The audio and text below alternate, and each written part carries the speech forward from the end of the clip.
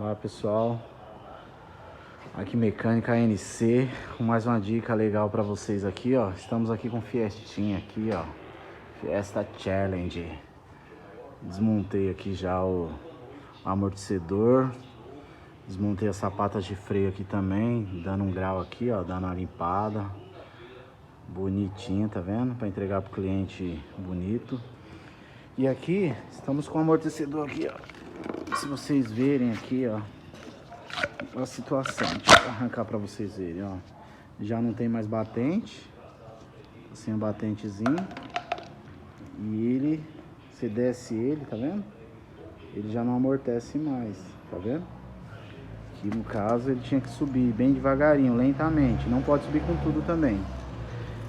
E aqui, ó, o batentezinho lá de cima que suporta o peso. Se vocês verem aqui, não tem mais borracha, ó, tá vendo? Ele tem uma borrachazinha aqui, ó.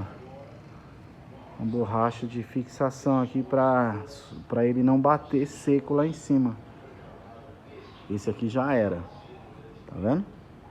Aí quando tiver aquele toque lá atrás, toque, sabe? Aquele toque, toque, toque, chato pra caramba. É isso aí,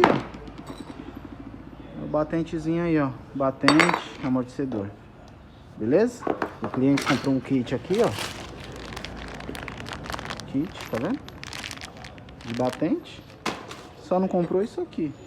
Mas eu vou pedir pra ele comprar. Esse aqui vai ter que trocar também. Esse aqui já era. Beleza, galera? Super dica pra vocês aí. Mecânica ANC.